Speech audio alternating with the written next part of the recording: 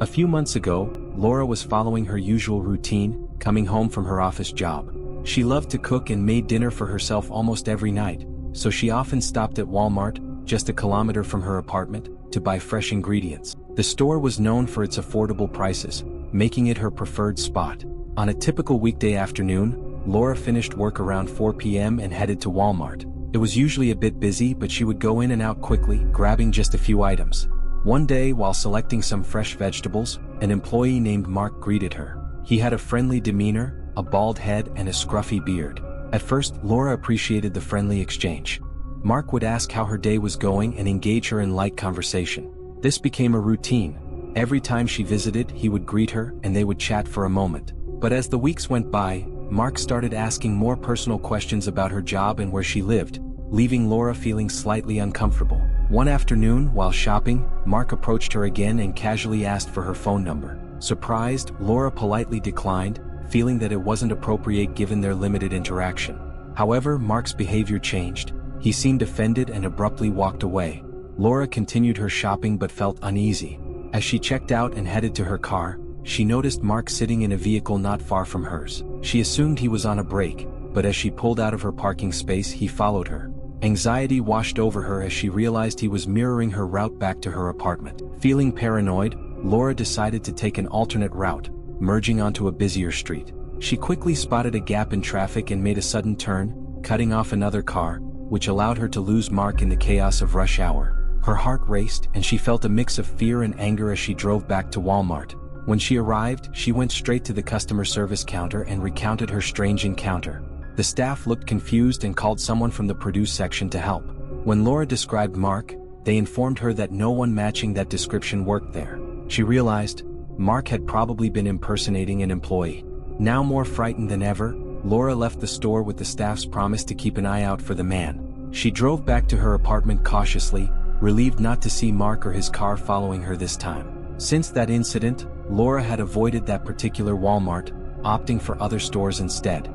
The encounter lingered in her mind, a reminder that sometimes, what seems like a friendly interaction can turn into uncomfortable territory. In the days that followed, Laura felt more cautious in her daily routines. Instead of going to that Walmart, she began exploring other markets and supermarkets in the city, seeking not only fresh ingredients but also a space where she could feel safe. While she loved cooking, the experience made her question every interaction and become wary of anyone who approached her in a public setting. One night, while trying out a new recipe at home, Laura reflected on the importance of listening to her intuition. She decided that, regardless of any friendships forming anywhere, her safety should always come first. The experience made her stronger and more aware, and she committed to always prioritizing her well-being in both the small and significant interactions of life.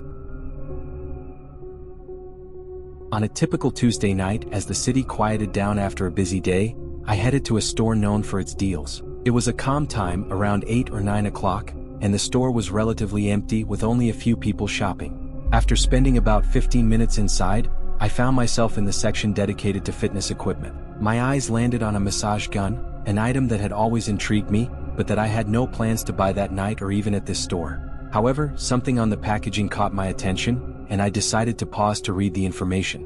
While I examined the product, I noticed voices coming from the adjacent aisle. Curiosity piqued, I realized the sounds were coming from the toy section, located at the back corner of the store. I heard a man's voice followed by that of a child. Initially, I didn't think much of it as I continued to examine the massage gun, but then I heard the man's words, "I will buy you this toy if you come with me." At first, I assumed he was the child's father, but something about the situation felt off. I couldn't hear the girl's response, but the man continued, "Your mom said it's okay." A disturbing thought crept into my mind. What if he wasn't her father? As he urged her to follow him, I felt a knot tightening in my stomach, unsure if I was overreacting. On a typical Tuesday evening, as the city settled down after the bustling day, I made my way to a store known for its offerings. It was a quiet time, around 8 or 9 o'clock, and the store was relatively empty with only a few people shopping.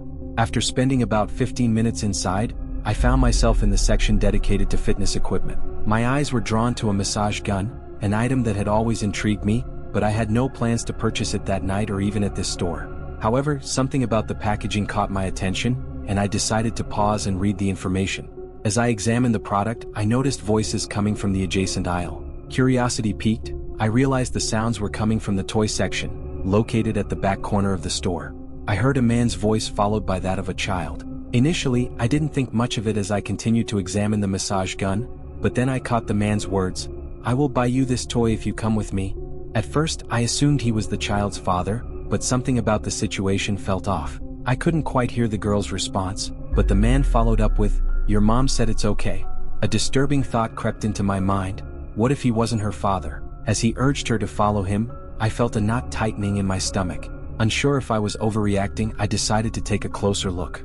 I stepped into the toy aisle and caught sight of a man in a dark jacket and winter hat, holding a little girl's hand and guiding her toward the aisle's end. Their backs were facing me and instinct kicked in. With a casual tone, I said, "Excuse me," which made the man turn around, visibly startled. Grabbing a random stuffed animal from the shelf, I asked him if it would make a good gift for my niece. He hesitated and replied that he didn't know, but I pressed on, asking if the little girl was his. He claimed she wasn't his daughter. He was merely watching her for a moment. However, he quickly added that they needed to leave and together they walked away. The doubt flooded my mind. Was I reading too much into this? Perhaps there was a perfectly reasonable explanation. I turned to walk in the opposite direction, trying to convince myself that my instincts were simply paranoid. But then, just 30 seconds later, I heard a woman calling out, "Emily?" I followed the voice and found a distressed woman a few aisles over. When I reached her, I asked if Emily was her daughter. She confirmed, worry etched on her face. I recounted what I had seen, the girl with the man, and we both took off running toward the front of the store. Fortunately, it had been less than a minute since I last spotted them.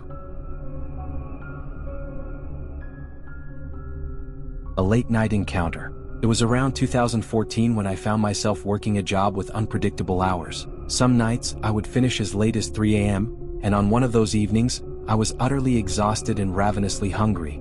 With no restaurants nearby open at that hour, I decided to stop at the 24-hour Walmart to grab a quick snack. My plan was to check out the snack aisle and maybe pick up a drink as well. As I entered the store, I noticed it was nearly empty, with only a couple of employees working late. I made my way over to the food section and began browsing the snack aisle. I wasn't sure what I was in the mood for, which often made it hard for me to decide what to eat. After about 5 minutes of aimlessly perusing the shelves, I suddenly felt an unsettling sensation, like I was being watched.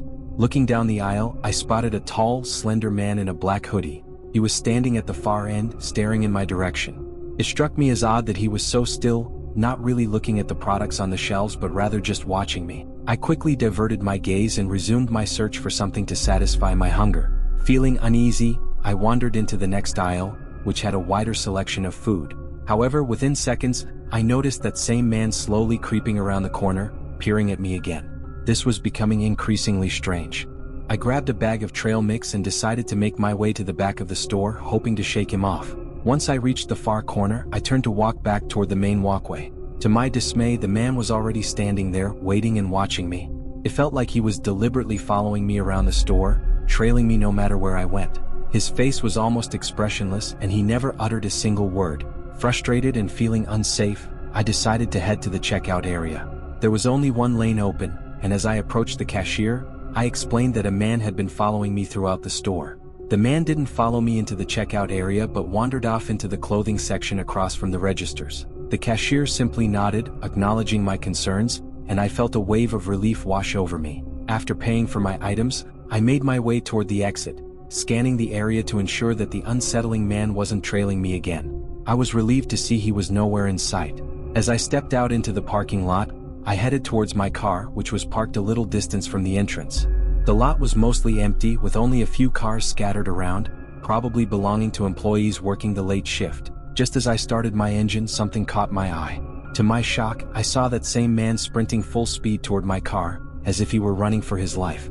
But he wasn't fleeing from something, he was charging straight at me. For a brief moment, I was frozen in confusion, unable to comprehend why he was coming for me. Realizing he would reach me in seconds, I quickly shifted my car into drive and sped away, narrowly escaping just moments before he could reach me. I watched in the rearview mirror as he continued to run, his figure growing smaller until I was safely out of the parking lot and onto the street. My heart raced as I tried to process what had just happened. Who was this man? Why had he followed me around the store? And what was his intention when he ran at me in the parking lot? In the end, I learned an important lesson. Late-night trips to Walmart might not be the best idea.